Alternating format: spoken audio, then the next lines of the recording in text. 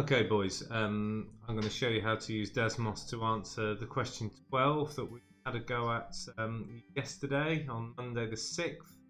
And today I'm recording a better video for you to show you how to answer question 12 using DESMOS. Now, even if you think you answered it well yesterday, I'd like to go through the DESMOS because I think it's something that will be useful for you when you're in year 9 and 10. So please follow this through regardless of whether you've already done the question. So we need to get onto DESMOS. You can just do a search for DESMOS, Google, or any other search engine for that matter, and we want www.desmos.com. So click that, we get to this page, and apparently this should work just as well on a phone. And then we're going to choose graphing calculator. Okay, and this will come up. Okay, now then I need to open my textbook because although you can see the question on this video, I can't. I can only see my browser window. So what we're going to do is we're going to enter the coordinates from question 12 and we're going to label them with their letters. This is a little bit of an investment of time, but it will really help when we start looking at the straight line. So the first point in question 12 is A, and its coordinate is 3 minus 7. So in this box here, I'm going to open a bracket, 3 comma minus 7 close bracket. Before I press enter or anything, I'm going to tick the label and put capital A in there. And now I'm going to press return. Okay, well, return didn't do anything. I'm now just going to click this. Well, it doesn't seem to have done anything. We can't see A, but 3 minus 7 is off the grid here. So if we zoom out a little bit, there we go, we can see A. So now I'm just going to go through and I'm just going to type in all the other ones, remembering to label them. Okay, oh whoops. Need to click in that label box, label it B, then click underneath. Now there's nothing to click there. There we are, there's, oops, that one, label, there, C, capital C, click underneath, next one, 1 comma minus 1, label, capital B, click underneath, next one, 3 comma 12, click label, side, that's E, next one is minus 1, 5, click label, this is F. Now there's a, well, you just need to click under there. Try not to click the keyboard thing. 10, 0, label, G. The last one is 3, 4, and its label is H. Okay, and return doesn't work, so I'm just going to click underneath. Okay, and I might actually click that across. It doesn't really matter. Move this around now. So if you can't see everything, you can zoom out, zoom back in, move this around by holding and dragging. Okay, I think we can see them all there. Oh, I've got A, B, C, D. Can't see E. What's E? 312. No, we can't see E. E. There. Now I think we can see more. A, B, C, D, E, E, H. Yes, they're all there. So now it wants me to see if these straight lines, there's 4 of them, which of these points they go through. So what we do is we click here where we would normally put a coordinate. This time we type in exactly what it said. Now, you'll see I've used capital letters, and in the book they're not capital letters. But DESMOS doesn't really seem to mind whether you do capital letters. So I shall show you that now. I'm just going to delete that and type it in lowercase letters. You get the same thing. So we need to look at whether it goes through any of the points.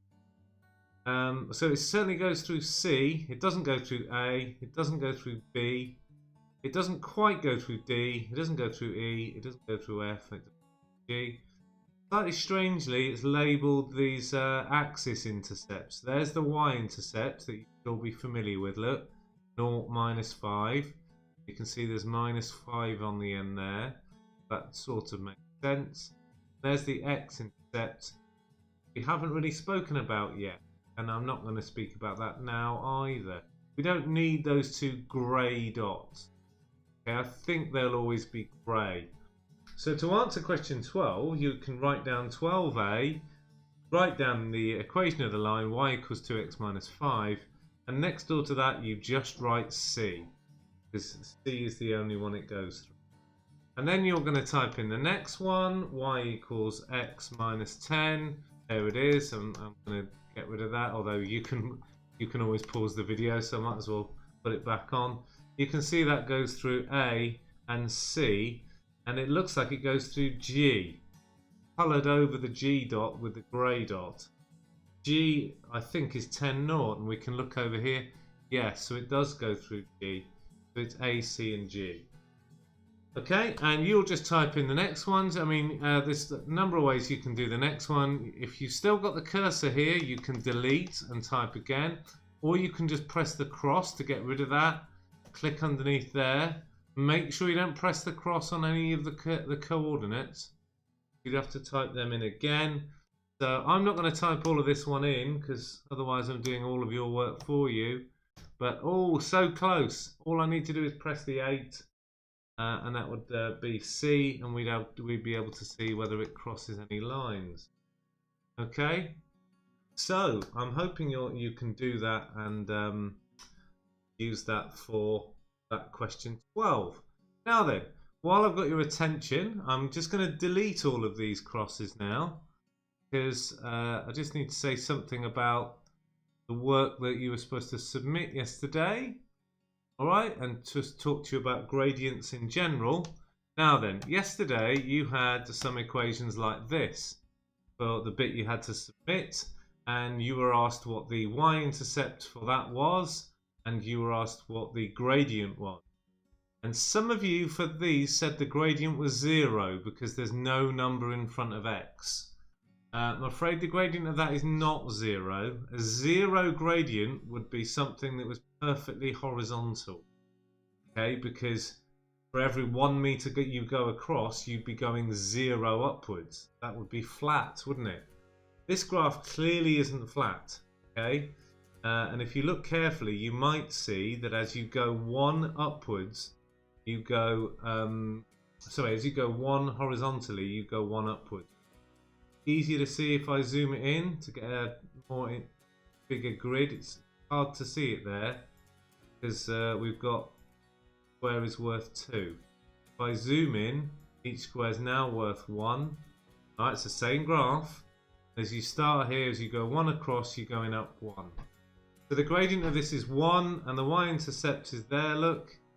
Okay, if I hover over it, look, it tells you it as a coordinate, 0, 5. Okay, let's show you another one. In fact, I'm going to leave that one on there. Y equals minus 2x minus 7. Okay, y equals minus, so we got a gradient of minus 2. That definitely slopes down, look. And if we started here, you go 1 square across, you've got to go down 1, 2 to get back to the line. Now let's hover the cursor over that grey dot, and it will tell you that the y-intercept is 0, minus 7. Right, so you can see how DESMOS could be really useful for lots of your maths questions. Okay, and I might set you, in fact I'm going to set you some other questions that I want you to use DESMOS for. I'm going to set you question 9 on page 232. Okay, and this one says which of these are equations of straight lines, and I'm going to try and get you to type the DESMOS, see if they're straight lines. Okay, now one of them says x squared in it, so I'm going to show you how to type in x squared. I'm not going to do y equals x squared, I'm going to do y equals 10x squared. Okay, that's 10x. To type in the squared, you've got to press Shift 6 on your keyboard. Shift 6, 6 should have a little sort of hat when you press Shift 6. You can see it moves the cursor up. And when I put in y equals 10x squared, I get this. You've got to type in y equals x squared, y equals 3x.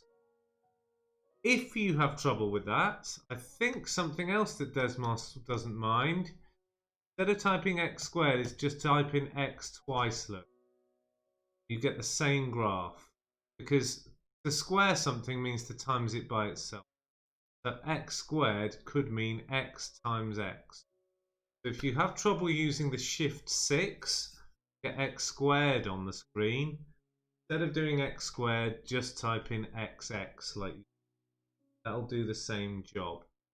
So if I wanted to type in y equals, if I wanted to type this in, okay, let's just get rid of this one. So if I wanted to type that in, but I didn't know how to do the x squared, I could type that in there. Can you see it's just giving me exactly the same graph, look? Okay, I'll prove it gives you the same graph. When I click the cross here, the red graph will disappear, leaving the black graph and be directly underneath. Boom, there it is. Okay, so that's how you can type those in. You've also got to type in y equals minus a half x plus 4. So this is how you might do y equals minus a half. Okay, I'm not going to write the plus 4 on the end.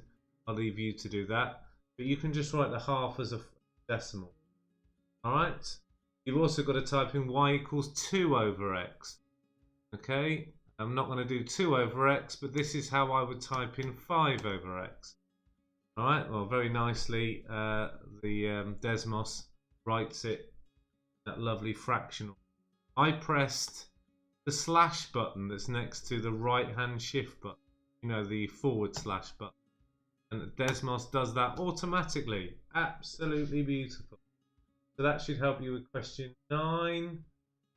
I think I'm going to set you page 233, question 4. Page 233, question 4. Write that on here. So you're going to do this as well. I don't know whether it... Oh, it is not going to mind that. This question says, which of these lines is parallel to y equals minus x plus 1? Okay, I shall show you what you're going to do for that. You're going to type in y equals minus x plus 1, and that will appear. And then if you one by one type in the equations that question 4 gives you, you can see if they're parallel. So there's the first one, A. Is that parallel to the black line? Yes, it is. So for A, the answer will be yes. Okay, once you've done A, you can just delete it. Then click again and type in B, which is that one. Is that parallel to A, the black one? No, it's not. So you write down B. No. Clear that. Okay. So I'm hoping this little activity will get you used to using DESMOS. Okay. If you get used to using DESMOS, well, the world is your oyster for lots of mathematics. You'll use it, I'm sure, in year 9 and 10. We might. Alright, so that'll be 3 questions to do and get you practicing using DESMOS. Not sure whether that'll fill an hour, but it will be worth you doing it for the benefit of learning how to use DESMOS. Okay? And it might make you feel a bit better if yesterday's work didn't go. Alright, good luck, boys.